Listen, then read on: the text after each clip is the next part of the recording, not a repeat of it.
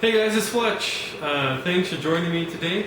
Today we're going to be looking at the last step in our Basics of Reloading series, which is crimping. And we're going to look at the difference between how to set your basic bullet setting and crimping die and your factory crimp die that you get in your 4-piece set from Lee. So stick around, we'll be right back.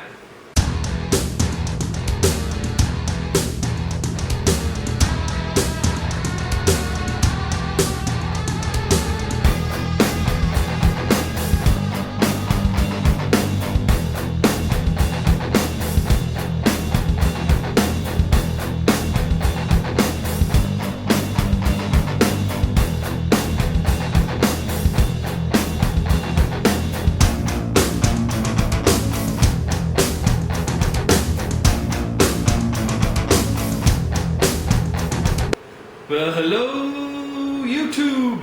Hey guys, it's Fletch. Welcome back to the Big Sky Tactical channel here in Big Sky Country. Welcome back to my reloading table. Hey, today guys, we're going to finish our series on the basics of reloading.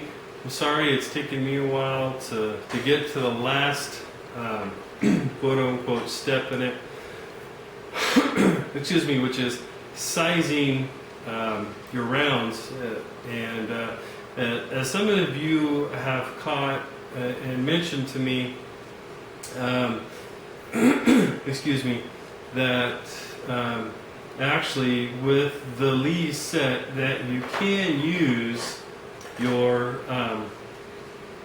bullet setting die will also put a crimp on your rounds.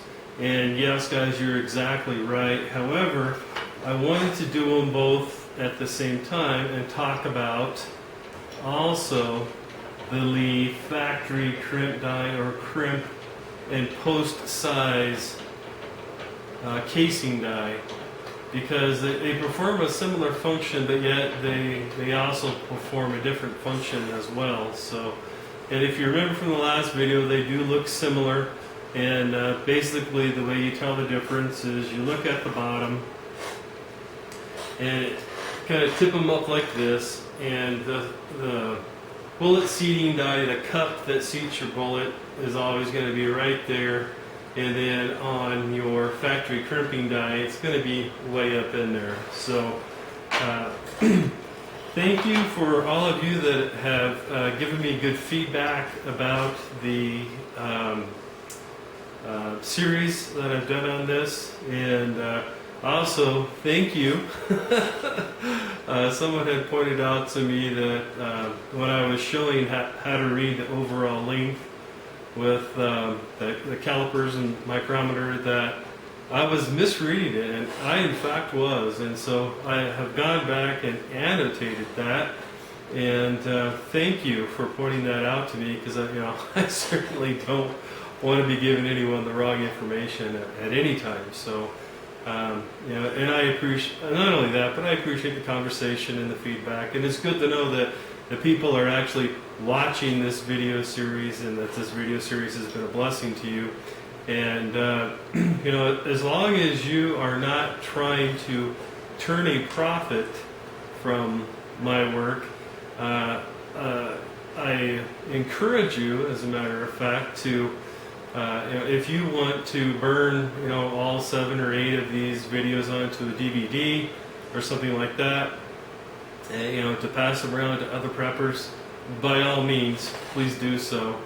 I would encourage, I would appreciate it if you would tell them, that, Fletch from the Fletch BZ MMT channel made it, and, maybe kind of give them a heads up to my channel as well. But yeah, as long as you're not taking what I've created and trying to turn a profit on it, by all means, burn them to a DVD, keep them in, your DVD library or whatever, share them with other people, things like that. So, I claim copyright for anyone that's going to try to make a profit off of my work.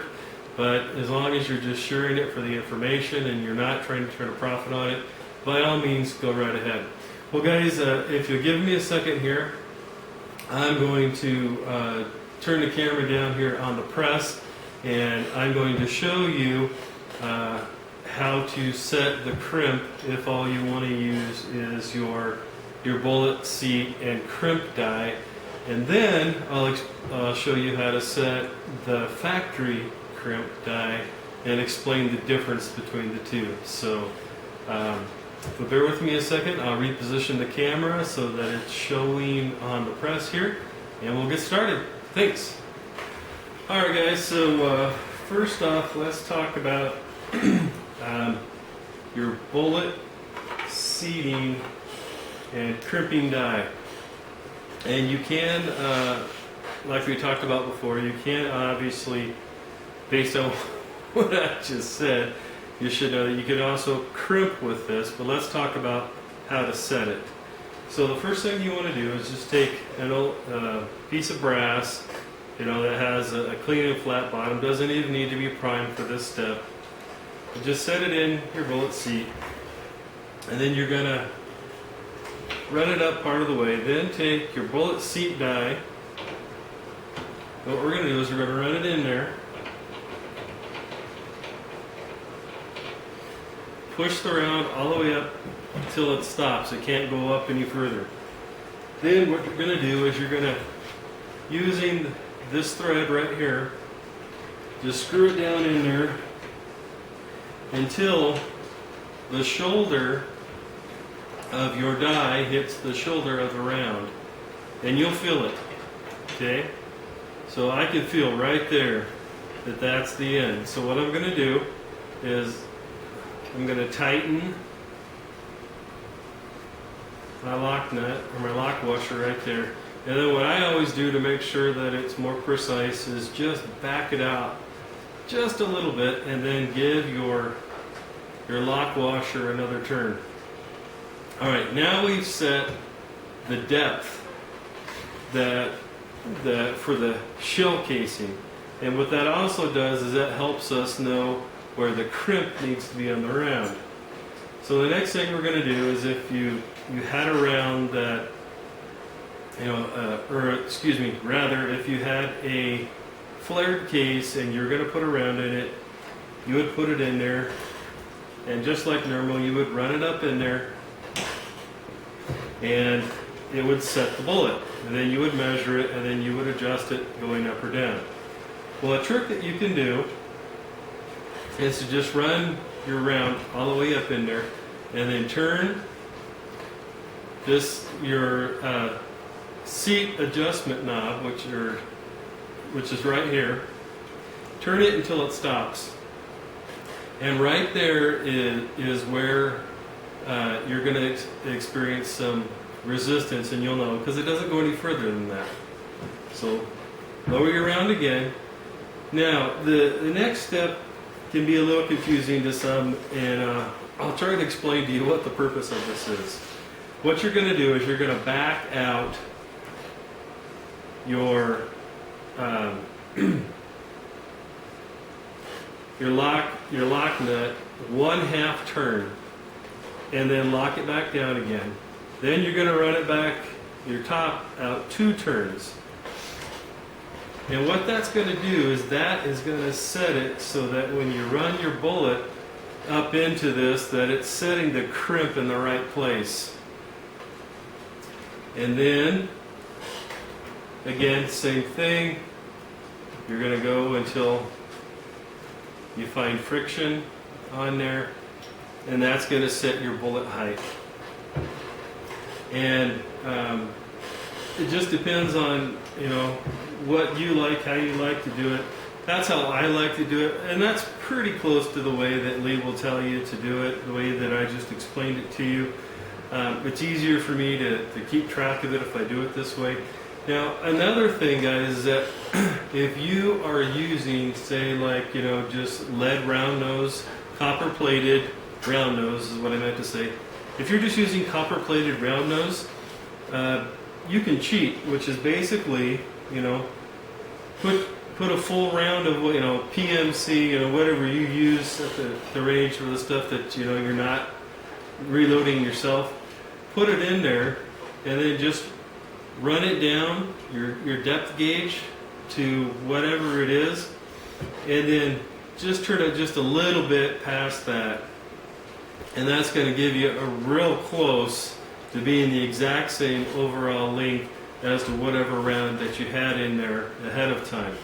But with this particular die, when you're setting the depth of this die, which is, you know, through this part right here, you know, this is 1 unit.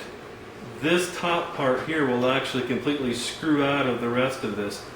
This is what's setting the depth of the crimp on your round, and that's why you take that first step, which is to run it all the way down until it hits the shoulder of your round, and that sets your crimp at the right place. Now, that is going to give you a fairly uniform and crimped round. If you want to take it one step beyond that, Lee also makes, that comes in your 4 die kit, the factory crimp die, or the crimp and post sizing die. And this die basically works the same way, but you do have to set it up differently. So what you're going to do is we're going to run our lock washer up almost to the top, and then we're going to turn it all the way in. Or pretty close to all the way in anyways. Run your jack all the way, handle all the way down, jack all the way up. And what you're going to do is you're going to turn it just until it touches. Then, holding on to the threads here for the die itself, you're going to lock that nut in place. And like I talked about before, what I like to do is once you get this to where you think that, you know, it's just touching, back it out just a little bit and then give your nut another turn, because the whole die is going to slide a little bit, so you're compensating for when you tighten the nut on there, that the die itself is going to move with it just a little bit. Now, basically the same principle here, guys. What you're after is that when you put your round up in there, at the very end, you can feel the pressure right there, right at the very end. And what that's doing is that is crimping the round again right up here at the top of your round, and as the round is going in and as the round is going out. So that gives you a uniformity to all of your rounds. Now, with handgun ammunition, it's not that important. You don't have to worry about it that much, but you know, if you're a competition shooter or something like that, and you know, you want that uniformity in all of your rounds, then that might be a good option for you. So now that we understand basically how your crimp and post sizing case die works, let's talk about how to adjust it. So basically what you're going to do is make sure you have it screwed out about 2 full turns. Just basically you don't want it to when you put the handle down, the jack comes up and the round goes up in the die. We don't want any tension, and that's why we're going to back it out at least 2 full turns. Now, with the round all the way up in here as far as it will go, you're just going to turn it until you feel tension. And as soon as you feel tension, you're going to stop. Lift the handle up, you know, drop the jack of the round back down. Now turn it a half of a turn, and about a half of a turn is going to give you a nice full crimp around the case and the bullet. Lee will tell you that you can do a full turn or more even if you want to. However, since what I'm using here is a fully copper encapsulated semi-wad cutter, As you remember, you know, the large percentage of the weight and the bulk of a round or a bullet like this is actually already in the shell casing. This is already a high pressure round. So I wouldn't do it. I wouldn't want it over tightened, because you probably will not like the results. But if it's just your basic, you know, copper plated round nose, not a big deal. And so, you know, we dropped it down, we turned it a 1/2 inch, we're going to run it back up in there, and you'll feel it right before the very end. You'll feel the tension as it goes in, you'll feel the tension as it goes out. It's sizing it both as it goes in and it goes out, so that it's giving us a completely rounded and uniform bullet. So they will feed better, they'll perform better. And that's it, guys. That's the difference between the sizing and bullet setting die like this, and then your what they call factory crimp, or your crimp and post sizing case die. They both will give you a crimp, but depending on what you're looking for. If you're looking to just go out to the range and do some plinking, and you don't really care that much, this is perfectly fine for that. If you're a competitor or you're a perfectionist, and you know you want all of your rounds to feed perfectly, and you want that consistency, then taking the extra step and using the crimp and post sizing case die might be a good option for you as well. Well, guys, thanks a lot for joining me today. I greatly appreciate it. I hope that you have enjoyed this series, and you know, if you have enjoyed this series and you have got something out of it, you know, I'd appreciate it if you'd leave a comment. You know, you see that people watch the videos, but you know, it'd be nice to know that there are people that actually learn something from it, or if you could tell me what you learned from it. And you know, if you've got some constructive criticism to leave for the videos, by all means, please leave those as well.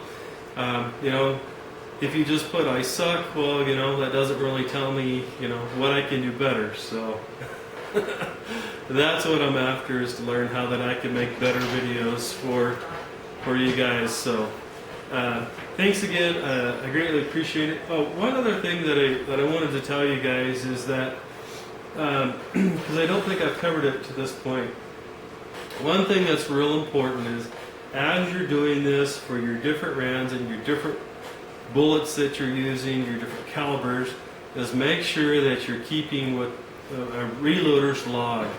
And you know, in your log, you want to, you know, put in there, you know, what type, you know, for each batch that you're doing. You know, okay, in this batch I used CCI primers. In this batch it was, you know, miscellaneous range brass, and I used, you know, Rainier, you know, these semi-wad cutter 200 grain bullets, and I used, you know, X amount of grains of whatever powder.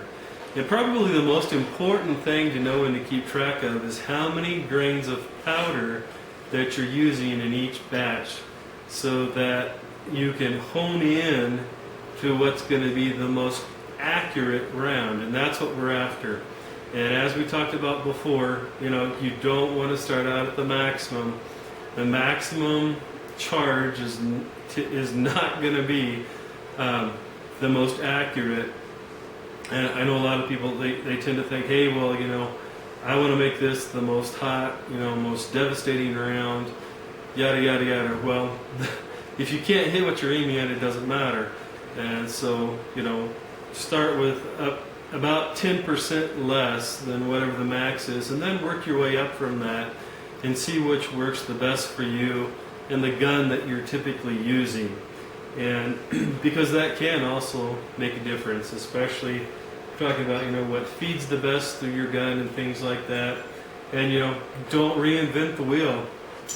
If there's a particular brand of, you know, plain, you know, copper jacketed round nose .45 or 9mm or whatever that you use, it feeds through your gun really well.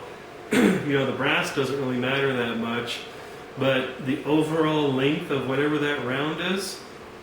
So use that. Whatever the crimp of it is, I showed you how to do that, how to find out what that is as well. And so, don't reinvent the wheel.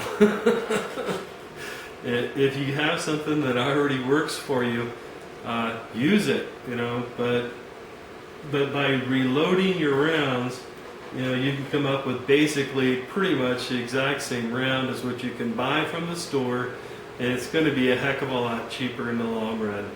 Alright guys, thanks again. God bless. I hope you're having a wonderful day. Bye-bye.